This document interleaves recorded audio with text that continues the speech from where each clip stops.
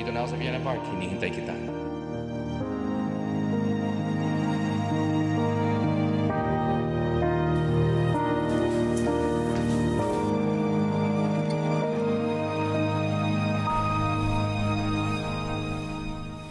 Ano, kumusta sa loob? May napansin ka bang kakaiba?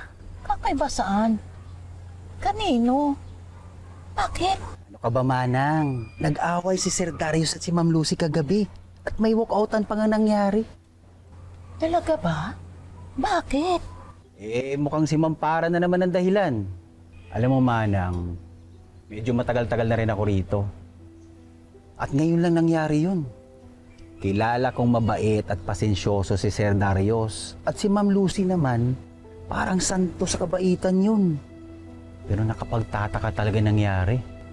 Ano ba naman nangyayari sa mag-asawa? Alam mo, naiibahan na talaga ako kay Ma'am Lucy. Dati naman, hindi niya nagagawang umalis ng gabing-gabi. Uy, alam mo, may napanood akong ganyan sa TV eh. Yung misis, malaki ang ipinagbago nakatapos matroma. Di ba? Parang ganyan yung nangyayari kay Ma'am Lucy. Kasi nga sinusungitan niya si Cheska at napapabayaan. Tapos ngayon, nag-aaway naman sila ni Sir.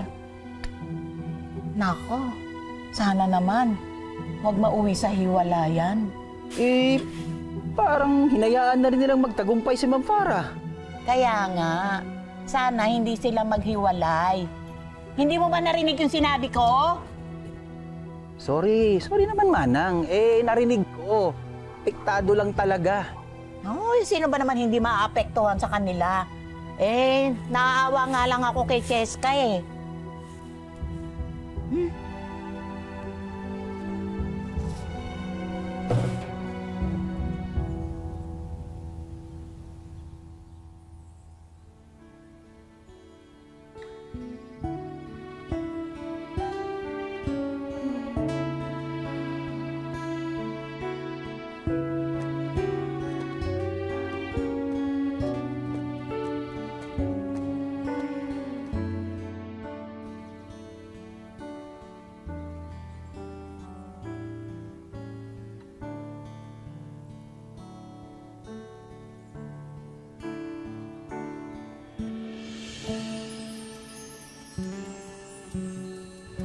Farah.